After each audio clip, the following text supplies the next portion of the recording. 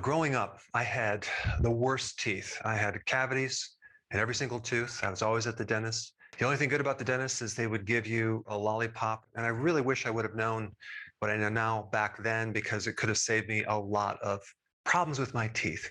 But I want to share with you the best two foods that you should be eating for your teeth. Now, you can skip forward to get right to those two foods, but I want to first talk about why you should consume these two foods. The first thing is vitamin A in relationship to your teeth and gums. Okay. Vitamin A supports a lot of things, but it's especially important in the internal skin and mucous membranes of your body, especially the gums. And vitamin A increases the resistance to infection of the mucous membranes. So if you're deficient in vitamin A, you're much more susceptible to getting an infection, especially of the gums. And there is a condition called pyorrhea, which is basically gum disease that occurs when you're vitamin A deficient. And so there's various degrees of gum problems.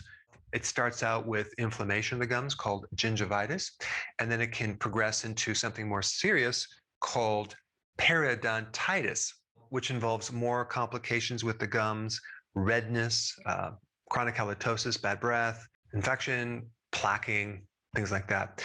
One thing you should know about the plaque on your teeth, or tartar, that's not just bacteria. That is also candida, a type of fungus that can grow. So in your mouth, you have friendly bacteria and you have friendly yeast or fungus that keep everything in check. It's only when things get out of balance that you start developing an overgrowth of yeast and fungus and bacteria, and that can develop tartar and plaque. And the byproduct of those guys is acids that then create cavities. Now, of course, the thing that starts the whole thing is the fuel that you're feeding these pathogens, and that would be sugar. So people that have high sugar in the diet or carbohydrates have a lot more of the unfriendly bacteria in their mouth that create the cavities. And so this data between sugar and cavities was suppressed in the early 70s. There's some really interesting data I will share down below. So instead, they shifted their attention on saturated fats and away from sugar. But out of all the foods you should avoid for your teeth and gums, sugar is at the top of the list. So vitamin A is really, really important with your gums. Now, if you have periodontitis, okay, and you have enough vitamin C, you probably retain your teeth, okay, you're not going to lose your teeth, and you probably won't have as much bleeding. But if you actually combine a vitamin C deficiency, you'll tend to get loose teeth, or you'll lose a tooth and you'll have bleeding. So in scurvy, for example, which is a severe vitamin C deficiency, one indication of a vitamin C deficiency would be bleeding gums, because of what vitamin C does to your connective tissue. And it keeps the capillaries from leaking blood. So vitamin C is very important in keeping the connective tissue, especially of your gums, really nice and tight and strong, as well as building up your resistance to infection. So as you know, vitamin C is important in your immune system. Then we have vitamin B1. Now, the reason I'm bringing this up is because if you have a tooth that's hurting, you have like some nerve involvement, okay, neuritis.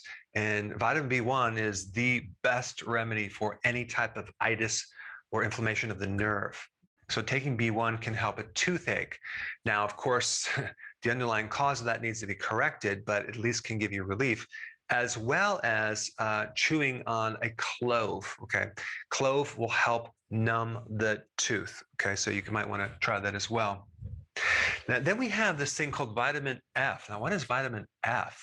Well, it's a combination of the omega fatty acids. And vitamin F works with calcium. It helps to unload calcium as one of its functions. So if you look at vitamin D and vitamin K2 and vitamin F, they all work in this one specific function of helping you absorb calcium, transport calcium, and then dumping calcium in the right places. So vitamin D is vital for absorbing calcium from your intestine to your blood. And then vitamin K2 is important in transporting calcium to the right areas of the body, to the bone, to the teeth, okay, and not in the wrong places. And then vitamin F has a function of helping unload this calcium and pushing it into the tissues. So, given that information, what foods would have most of these vitamins? Well, butter and cod liver oil. Okay. Now, when we're talking about butter, we're talking about grass fed, okay, and organic, or you can do the ghee. This is loaded with vitamin D, F, vitamin K2 especially, and vitamin A. Okay. And so all these are fat soluble nutrients or vitamins. So butter is really good for the teeth and gums. As a child, of course, with a lot of teeth problems, I craved butter so much. I would literally sit down and consume a stick of butter without even questioning it. I just love butter. And reflecting back is because I needed these nutrients. Okay. Unfortunately, I was consuming a massive amount of sugar and refined carbs at the same time. And one point about vitamin C and sugar is that the chemistry of sugar and vitamin C is very similar. So if you're consuming all the sugar, you're not going to be able to absorb vitamin C at the same time. Okay, so that was my problem. And the second food is cod liver oil. Now, why is cod liver oil so good for the teeth and gums? And why is it so unique and different from regular fish oils? Okay.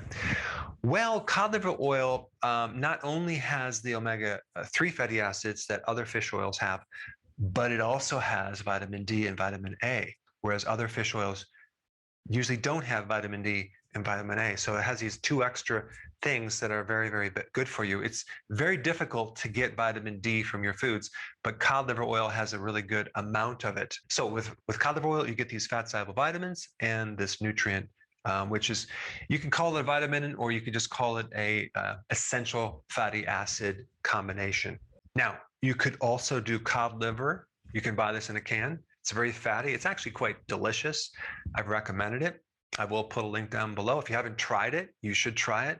But it's a really good food. So it's actually, it comes in all the oil as well. But if you consume the whole thing, it's a bit too rich. So if you're going to consume it, you have like maybe half of it and then half the second day. But eat it up within 2 days, because if you leave it too long, it does get a little fishy. Okay.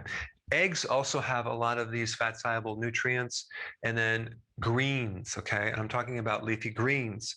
That's the vitamin C, but you also have my favorite, which is sauerkraut or even kimchi. That's a great source of vitamin C, as well as probiotics and vitamin K2. So sauerkraut is really, really good for your teeth and gums. And then as far as the B vitamins go, nutritional yeast is a good source, but you have to realize that your gut also makes a lot of your B vitamins. So if you don't have the gut flora, or you've had antibiotics, chances are that could be the reason why you're deficient in Bs. So just realize that these microbes can give you these B vitamins as well. Now, probably the next best video for you to watch would be the one on cod liver oil. I've done quite a few, but this one is very interesting. Check it out.